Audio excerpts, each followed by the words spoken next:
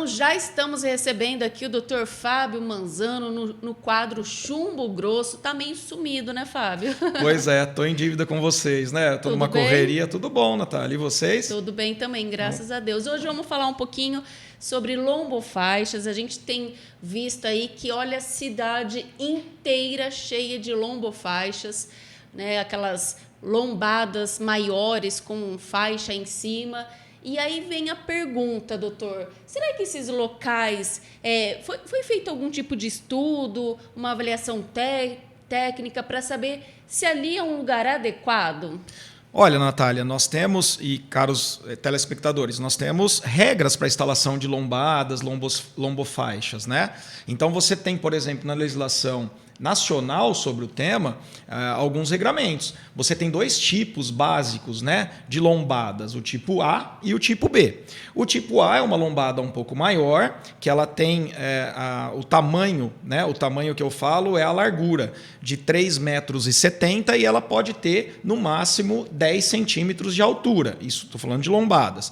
O tipo B, ela já é menor, né? Ela tem 1,50 m de largura, mas ela pode ter, no máximo, 8 centímetros de altura. Então, você tem todo um regramento para poder utilizar esses mecanismos de redução de velocidade em vias que você quer que a população respeite, né? Por exemplo, Natália, você tem na legislação pertinente uma distância mínima da esquina.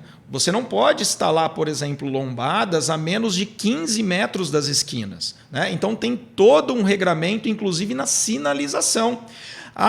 Telespectador, fique atento. Nas ruas onde o pavimento, o asfalto está muito deteriorado, está ruim, não é indicado. A legislação proíbe a instalação de lombadas. Então, muitas vezes aí para fazer barganha com o Poder Legislativo e atender aí pedido específico de um cidadão ou outro, faça esse excesso de mecanismos sérios de redução de velocidade e não respeita-se aí nem mesmo a legislação pertinente. Então, tem um regramento. Lembrando que não é um preço muito barato, né? Eu me lembro que uma vez o secretário de administração, Richard Casal, esteve no podcast Sem Mimimi e ele falou que, por exemplo, um valor de uma lombada custa cerca de R$16 mil. Né? Então, você aí, contribuinte, faça as contas, né?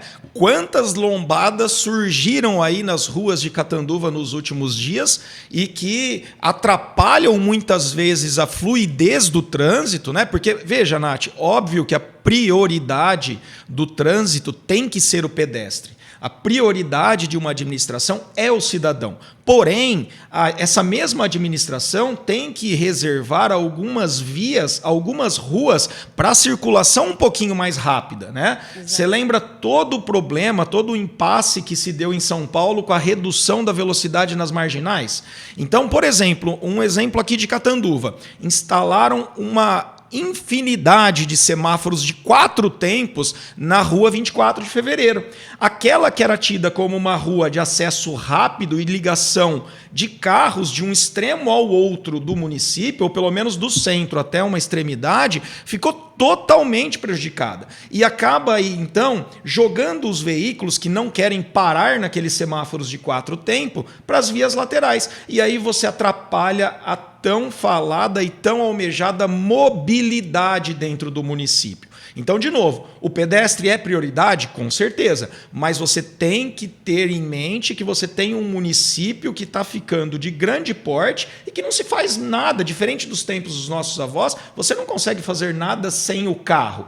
Até porque, Natália, se a gente for falar de transporte público em Catanduva, muita reclamação. Muita, né? que a gente viu até ontem na sessão da Câmara e a gente vai falar daqui a pouquinho. Então, o transporte público, por exemplo, em Catanduva, você ter um tempo médio de espera de 40, 50 ou 1 hora é uma vergonha.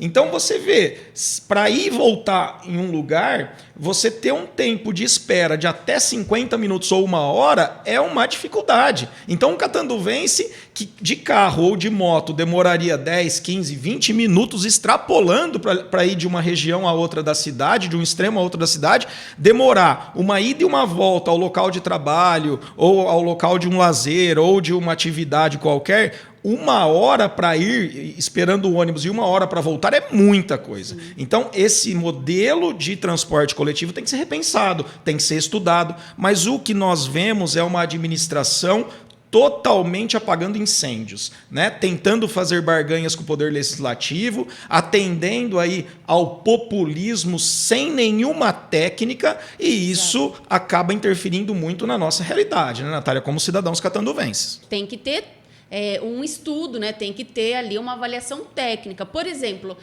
vou citar aqui o exemplo de uma escola particular, a escola Roda Peão, ali na Rua Goiás. É um local que necessita de uma lombada, uma lombofaixa, necessita.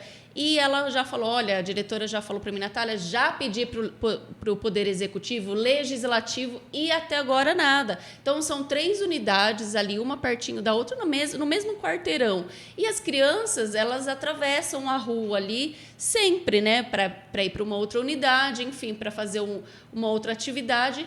E ali não tem essa segurança. Então, a gente vê que em alguns locais onde não tem necessidade, existe a tal da lombofaixa.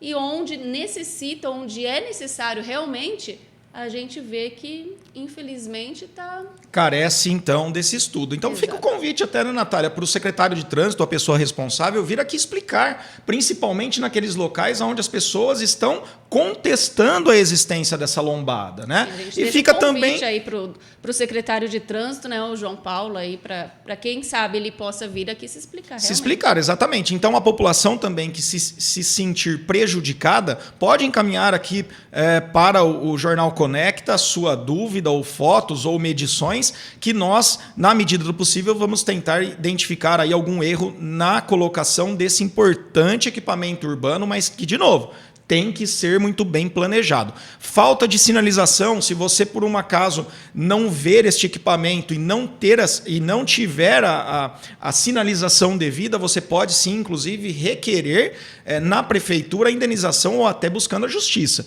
Então, é uma questão muito séria e não dá para fazer assim ao léu, né? Sem nenhum critério, de forma demasiada, só para atender aí uma demanda ou outra ou uma barganha política, né? Isso não dá para... Nós não podemos tolerar esse tipo de situação. Como você citou também o transporte público coletivo aqui, é um motivo também de reclamação por parte dos usuários, principalmente os idosos, têm reclamado bastante. Ontem, na sessão da Câmara, alguns idosos estavam lá reclamando, porque além de ser um transporte coletivo de péssimas condições, que está sempre quebrando, enfim... Também, Fábio, de domingo não passa, né? Pois é. Então, é uma reclamação porque de domingo, às vezes, eles querem ir na casa dos filhos, almoçar, o filho não tem também um carro, né? Não tem um veículo para buscar os pais, e aí eles estavam reclamando, foram na sessão da Câmara, foram falar com os vereadores, né? O Maurício Gouveia até falou a possibilidade ali de abrir uma SEI, né, para estar investigando essa empresa. E Natália, olha, o né? transporte coletivo em Catanduva ele é problemático, tá? Você tem uma crescente queda na utilização desse transporte. A maioria das pessoas que se utiliza desse transporte são pessoas que têm gratuidade e é um transporte, uma modalidade de transporte muito cara. Por outro lado, você tem algumas linhas extremamente superlotadas, que é o exemplo da Gabriel Hernandes, por exemplo. Então, nós temos de 12 a 15 linhas aí em Catanduva por volta disso e algumas linhas muito lotadas em determinados horários e o transporte muito ocioso em outros horários. Então, olha, eu acho que é muito pertinente um estudo detalhado sobre esse transporte. O valor que está se pagando de subsídio para a empresa é muito alto e nós temos aí que ser inventivos, ser inovadores. Nós temos que ter uma administração municipal atenta às novidades. Você tem órgãos, por exemplo, em Brasília ou São Paulo, que utilizam um cartão para os seus servidores, um cartão de aplicativo de automóveis. Por que não ser utilizado isso em Catanduva? Nós temos lá, salvo engano, por volta de 3 mil usuários mensais do transporte coletivo. Nós pagamos um subsídio altíssimo e nós temos aí um alto custo com esse transporte para, inclusive, não funcionar aos domingos.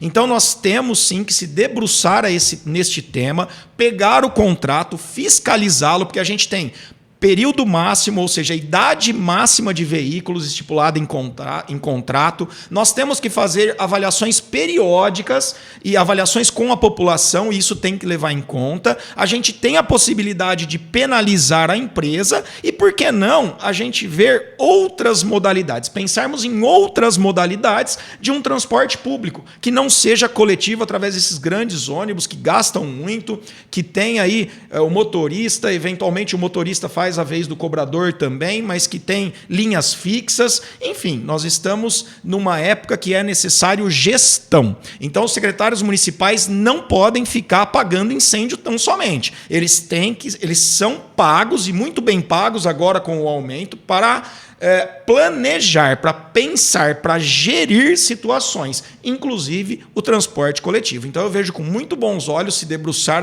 neste tema, porque realmente é um tema que consome muito os recursos dos catanduvenses e que tem dado aí muito pouca satisfação ou atendido de forma muito precária a nossa população, principalmente tendo em vista aí os idosos, que são as pessoas que mais utilizam esse transporte, viu, Natália? É isso mesmo. Doutor, muito obrigada aqui pelas suas informações, os esclarecimentos. E se você tiver alguma dúvida, algum tema também que você queira saber um pouco mais, pode mandar aqui para a gente. O doutor Fábio toda semana está aqui e ele vai poder esclarecer algumas dúvidas de vocês. Olha, Natália, com relação à mobilidade urbana, tem muitíssima reclamação e chegaram a fazer até uma piada conosco aqui nos bastidores, falando que Catanduva não está em movimento, Catanduva está parada entre um buraco, uma lombada e um semáforo de 4 tempos. Isso é muito triste, né, Natália? É triste.